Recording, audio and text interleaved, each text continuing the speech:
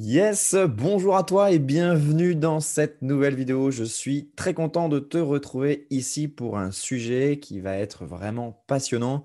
C'est comment réussir à être bien en couple. Alors j'espère que tu te portes bien. Moi c'est Louis, je suis thérapeute en libération émotionnelle.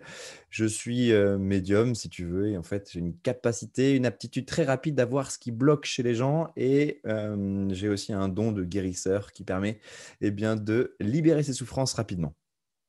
Alors, ce que je te propose aujourd'hui, c'est une vidéo qui est, assez forte en énergie puisque justement, c'est comment réussir à être bien en couple. Alors, peut-être que toi aussi, c'est un sujet qui, t'interpelle. Peut-être que toi aussi, tu as de temps en temps des difficultés à être bien dans ton couple et peut-être même que tu as déjà eu un vécu, un passé qui fait qu'on n'est pas forcément bien. En tout cas, une chose est sûre, c'est que, c'est vraiment, dans l'esprit du couple, 2 univers qui se rencontrent, qui sont, véritablement opposés et chacun de leur côté, qui ont à réussir à s'entendre et à se comprendre. C'est là, la partie la plus pertinente de, cette vidéo. C'est en fait pour réussir à être bien en couple, il faut que les 2 personnes se sentent comprises dans le couple et aussi entendues et ça paraît simple à dire comme ça, mais c'est loin d'être le cas et je vais essayer de t'expliquer pourquoi. Alors, tout d'abord, ce qu'il faut bien comprendre, c'est que, l'essence du couple, c'est-à-dire l'origine, de ce pourquoi, on va dire, on a été conçu avec le couple, l'origine de ce pourquoi le couple existe, ça a bien un but de, faire évoluer, l'autre et faire évoluer soit au travers le couple, sa croissance, faire évoluer sa croissance. Donc l'objectif, si tu veux, du couple, ça c'est pour moi important de le rappeler dès le départ, c'est pour que chaque, hem, individualité que toi et ta compagne ou toi et ton compagnon, réussissiez à, vous élever et évoluer et grandir. C'est ça vraiment l'objectif majeur du couple. On a malheureusement, dans l'esprit et dans la tête, une vision du couple qui est complètement erronée et complètement, à côté de la plaque, j'ai envie de dire. On est dans cette vision du couple aujourd'hui où les choses doivent être belles, où tout se passe bien, où, il y a un peu le côté prince charmant et princesse, qu'on a quand même beaucoup vu dans les dessins, dans Disney et autres aussi.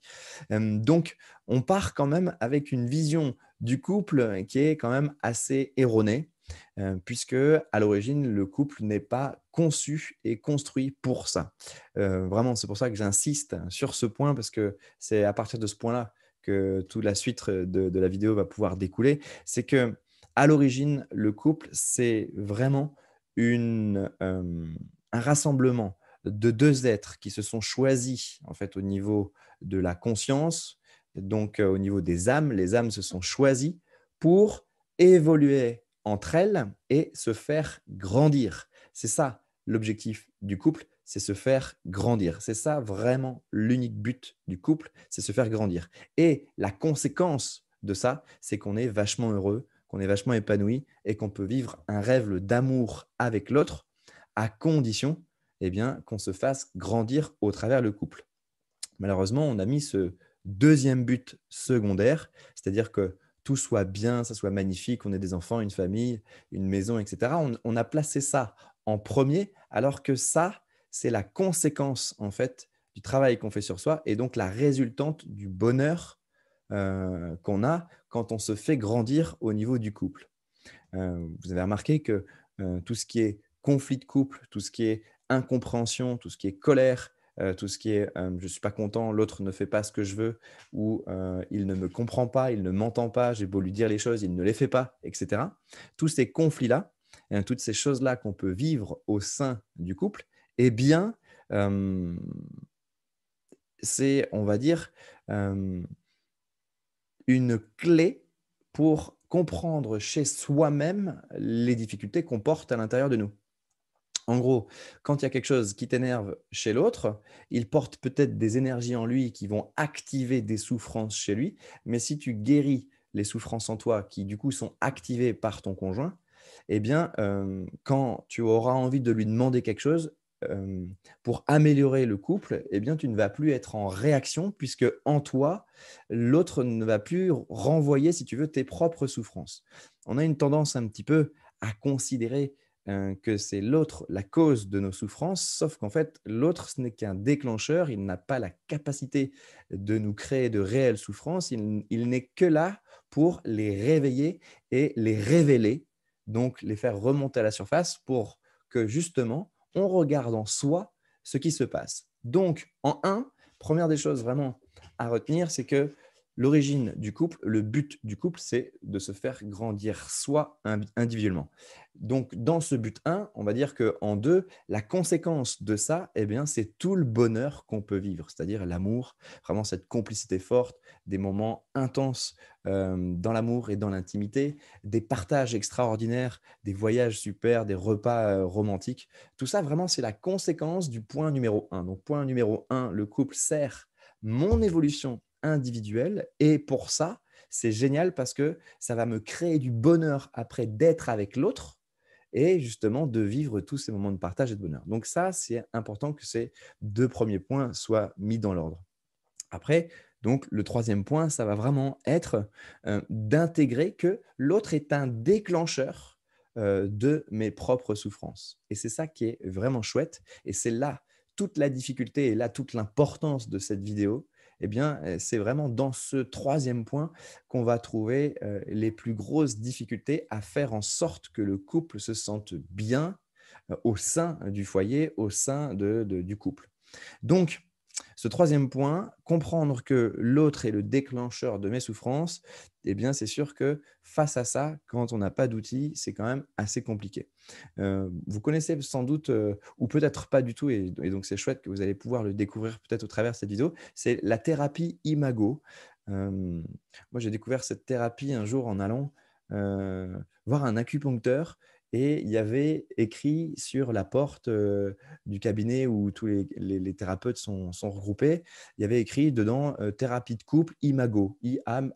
Et donc, je suis allé voir Internet, j'ai acheté le livre et du coup, on le pratique avec ma femme, cette thérapie-là, Imago. Et franchement, c'est quelque chose d'absolument superbe.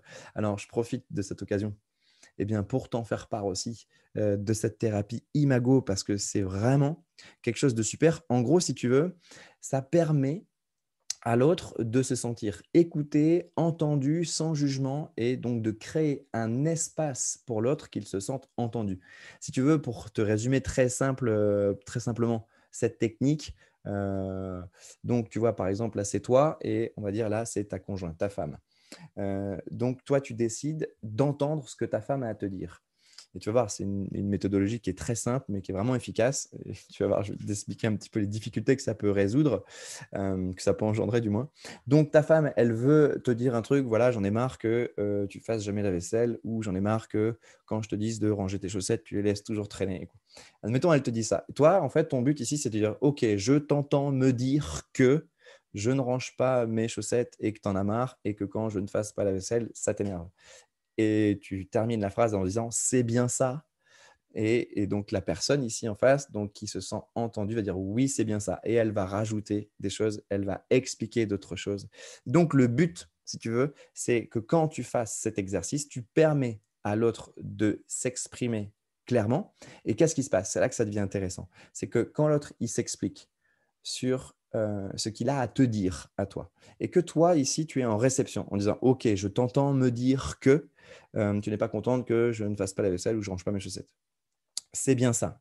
Eh bien, ce qu'il y a de génial, c'est que l'autre va se sentir reconnu par toi-même dans, si tu veux, dans ce que tu lui permets de comprendre vis-à-vis d'elle-même, parce qu'en fait, le but ici, c'est que la personne qui t'explique ses problématiques vis-à-vis de toi, en fait, fasse ses propres références avec elle-même de ce qui l'a fait souffrir. Et tu vas voir, c'est une thérapie qui marche vraiment super bien, cette thérapie-là. Bon, je ne vais pas la décrire entièrement parce qu'il y a des bouquins qui sont faits pour ça, mais je te donne un peu l'essentiel de ce que moi je vis aussi. Il y a des professionnels vraiment qui pratiquent ça à merveille, j'imagine.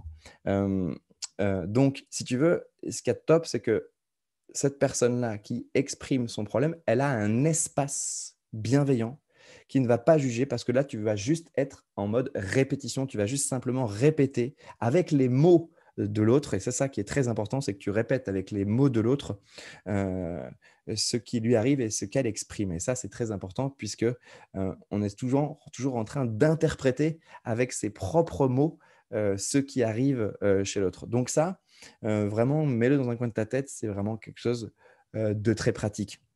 Et donc, après ça, qu'est-ce qui peut se passer? C'est là où on peut approfondir les choses. C'est qu'en fait, une fois que l'autre a pu s'exprimer dans sa douleur, eh bien, avec de l'amour et avec de la compréhension de l'autre, tu vas vraiment pouvoir, sentir chez ton compagnon ou ta compagne, eh bien, une diminution, en fait, de la pression puisque, tout ce que l'autre avait à te dire, en fait, a été entendu avec exactitude de ta part.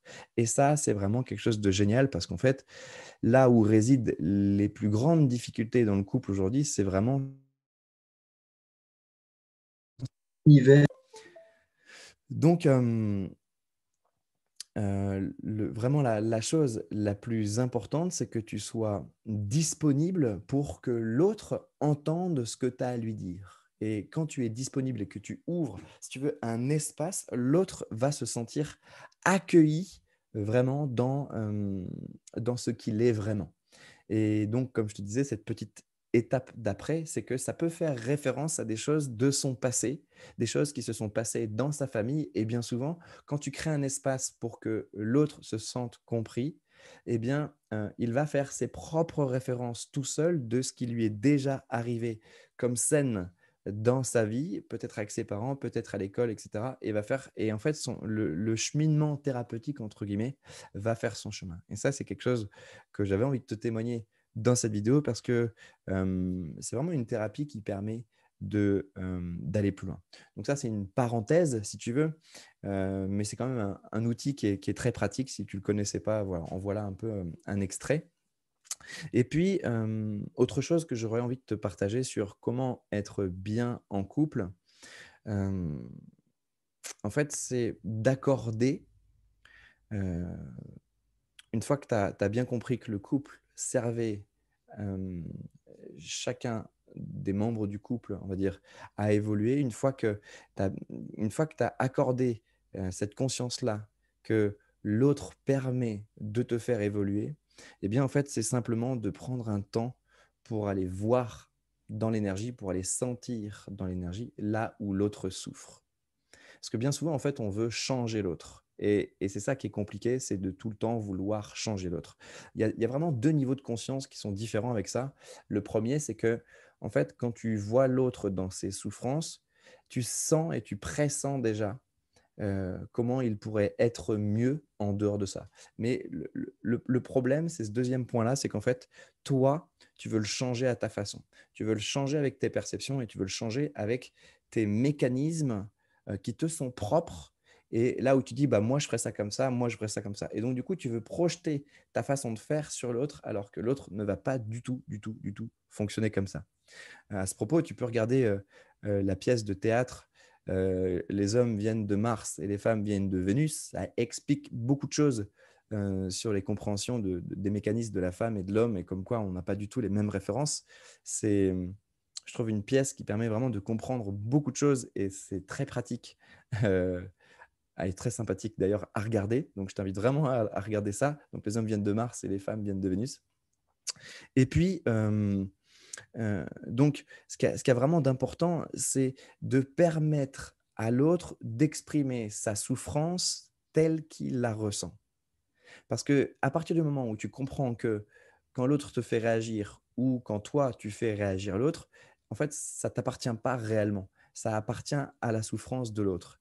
Et quand tu lui permets à l'autre d'exprimer ses souffrances sans que toi tu te sens responsable de ce que l'autre est en train de vivre, sans vouloir sauver l'autre ou sans vouloir être le bourreau de l'autre, eh bien, ça crée quand même quelque chose de vachement plus doux et vachement plus sympa parce que alors tu te mets vraiment euh, à l'écoute, on va dire, de tes perceptions subtiles qui vont faire que dans l'énergie, tu vas comprendre l'autre au-delà de ses mots. Et ça, c'est quand même quelque chose de vachement fort dans le couple. Pour te donner un exemple, par exemple, pour ma part, quand il y a des choses que je vois qui peuvent froisser ou chiffonner dans le couple, eh bien, quand je me laisse en fait ressentir vraiment les énergies que l'autre vit, eh bien, je peux sentir de la tristesse, je peux sentir des colères, je peux sentir ce genre de choses. Et puis, je peux sentir aussi, du coup, d'où ces énergies viennent et à quoi elles correspondent. Et ça, c'est quand même ultra pratique de développer un petit peu cette aptitude-là et cette capacité. Et ça s'apprend. Euh, si c'est quelque chose que tu n'arrives pas à faire, ça s'apprend. Et c'est quand même ultra utile pour que le couple se débloque, en fait, que ce soit sur la sexualité, que ce soit sur le dialogue, que ce soit… c'est marrant parce que je pense au kayak, au canoë, parce que le nombre de fois où j'ai vu des couples se disputer sur le kayak quand ils sont en train de naviguer, quand il y en a un devant à la rame et l'autre derrière, c'est souvent une situation à deux qui fait remonter des conflits. Donc, les énergies… désolé, j'ai des petits problèmes de micro, mon micro coupe là. J'espère que ça passera dans la vidéo. Donc, d'aller ressentir ce qui se passe dans l'énergie avec, avec je veux dire, ton énergie subtile, avec tes sens, eh bien, ça va quand même être super puisque l'autre va se sentir reconnu au-delà des mots et au-delà de ce que toi, tu perçois avec tes cinq sens. Et ça fait vachement de bien parce que l'origine de nos souffrances remonte tellement loin, parfois même dans le ventre de la mère, parfois même à l'accouchement, parfois même dans le couple de nos parents, que tous les schémas en fait vont remonter à la surface quand après on vit une relation de couple. Et donc d'avoir un peu cette ouverture et cette clémence et cette compréhension surtout que les souffrances viennent d'ailleurs, qui sont liées au père et à la mère pour la plupart du temps, et d'être en accueil de ça. Et puis du coup, de créer un espace, donc soit avec la thérapie Imago, soit autrement bien sûr, juste prendre un temps de discuter sur ce qui ne va pas, mais vraiment, ok, et que l'autre puisse exprimer vraiment ce qui ne va pas, sans réagir, c'est toujours ça la difficulté, c'est de ne pas réagir quand l'autre exprime ce qui ne va pas, eh bien, tu vas voir, tu vas réussir à soulever déjà peut-être des non-dits dans ton couple, c'est-à-dire qu'il y a des choses qui vont être dites qui n'étaient peut-être jamais dites avant, et ça, c'est quand même super que l'autre puisse se livrer parce qu'il va se sentir en sécurité, en confiance avec toi, parce que tu ne vas pas le juger et que tu ne vas pas vouloir lui faire entendre tout de suite ce que toi, tu as à dire. Parce que, par exemple, les mecs, on est souvent en mode vouloir sauver l'autre ou vouloir apporter des solutions à la femme, sauf qu'en fait, la femme, elle a tellement besoin d'être écoutée naturellement et parfois juste être écoutée, ça suffit. Mais nous, l'homme, on est tout le temps en train de trouver des solutions. Bah tiens, fais comme ça, et ça ne fonctionne absolument pas dans le couple d'être comme ça. J'ai envie de dire, une fois que la femme se sent écoutée, alors après, elle peut prendre tes solutions. Et puis, bien souvent, elle n'a pas besoin de tes solutions parce elle les a déjà en elle, les solutions, elle sait déjà quoi faire, mais d'avoir eu quelqu'un qui l'écoute et qui la supporte comme un supporter, hein, qui la supporte en fait dans ce qu'elle est en train de vivre, fait que naturellement, eh bien, elle va se sentir soutenue. Et quand elle est soutenue, après, du coup, elle peut faire de meilleurs choix après dans sa vie, que ce soit professionnel ou que ce soit sentimentalement ou même dans la gestion de la maison ou quoi que ce soit. Donc, ce qu'il y a à retenir de tout ce que je te raconte, j'espère que tu me suis jusque-là. Ce qu'il y a à retenir de tout ça, c'est que, en fait, c'est vraiment deux univers qui s'expriment, l'univers de toi et l'univers de ta femme, ou de ta copine, ou peu importe. Eh bien, c'est vraiment deux univers qui sont dans des modèles d'expression qui sont complètement différents. Et c'est ça qui fait la richesse du couple, c'est que en fait, on a tout le temps à apprendre de l'univers de l'autre. C'est ça qui est dingue parce que l'univers de l'autre est blindé de ressources qu'on n'imagine pas dans notre univers. Et si vous êtes en couple avec une personne que vous aimez, c'est certainement que son univers, vous en avez besoin et que vous avez besoin d'intégrer comment son univers fonctionne pour vous-même évoluer avec l'univers de l'autre. Et c'est ça qui est incroyable. Parce que si on pense qu'ici, dans notre univers, on a déjà toutes les réponses, ben, c'est pas top. Le but, c'est de rester à la découverte de l'univers de l'autre. Et quand on reste à la découverte de l'univers de l'autre, eh bien, il n'y a pas un jour où vous n'êtes pas en train de découvrir le merveilleux de ce que l'autre a à vous faire vivre. Et ça, c'est quand même un point qui est super. Dans la vidéo précédente où j'expliquais justement sur comment trouver l'âme sœur. Si vous vous laissez chaque jour découvrir en fait l'univers de la personne avec qui vous êtes, en disant comment il fonctionne vraiment, qui est cet être, et chaque jour vous réveillez en essayant de découvrir vraiment qui est l'autre. Parce que même si vous pensez le connaître dans ses défauts ou dans ses qualités, je vous assure que dans ces mécanismes, eh bien, vous pouvez toute la vie apprendre de l'autre à comment il fonctionne, comment il agit, et vraiment euh, vous faire grandir au travers la personne que vous aimez en intégrant comment elle sait vivre dans son univers. Parce que si vous êtes avec l'autre, c'est que vous êtes amoureux aussi de son univers, et c'est que aussi son univers, vous en avez besoin pour vous faire croître le vôtre d'univers. Et c'est ça qui est vraiment top. Donc les deux sont complémentaires. Il n'y en a jamais un au-dessus ou en dessous. En fait, c'est vraiment comment on va réussir à s'accorder sur un plan d'égalité. Donc c'est pour ça que Imago, c'est bien pour créer un espace d'écoute dans le couple, mais vraiment s'ouvrir à l'univers de l'autre et essayer de découvrir comment il fonctionne en allant voir aussi avec le cœur tout ce qui peut le faire souffrir dans son univers. Enfin, franchement, j'ai envie de dire, on n'a pas assez d'une vie pour être avec la personne qu'on aime et continuer de la découvrir tellement nous sommes des humains riches et qu'on est très complexes. Voilà, j'espère que cette vidéo, elle était pas trop enfouie, elle était pas trop, bordélique, j'ai envie de dire, et que ça a pu t'apporter des choses. Je pense que quand même dans l'énergie, je t'ai fait passer, certaines clés. J'espère que ça t'aura servi. Je t'embrasse, je te fais des gros bisous, et puis, bah, écoute, j'espère que toi aussi tu vas réussir, eh bien, à amener cette paix dans ton couple de plus en plus. N'oublie pas que celui qui a la conscience la plus haute dans le couple, eh bien, c'est aussi à elle d'apporter des temps de discussion pour faire évoluer le couple. Chacun a son rôle. Donc, ce n'est pas forcément les deux qui ont à créer un temps de discussion, mais il y en a un dans le couple toujours qui fait plus évoluer le couple que l'autre, on va dire, sur le plan de croissance du couple. Hein. Eh bien, c'est à celui qui a cette conscience-là bah, d'être encore plus performant, si je veux dire, d'être encore plus à l'écoute pour apporter eh bien, une meilleure ressource encore à l'autre et au couple et à la famille. Donc, je t'embrasse, prends bien soin de toi, apprends à prendre soin de l'autre, pas selon ta vision, mais selon la vision de l'autre, comment il a besoin, lui, d'être écouté, d'être aimé, pour qu'en fait, il se sente avec la meilleure personne du monde que tu es déjà, mais qui est franchement largement améliorable. Voilà, je t'embrasse, à très bientôt.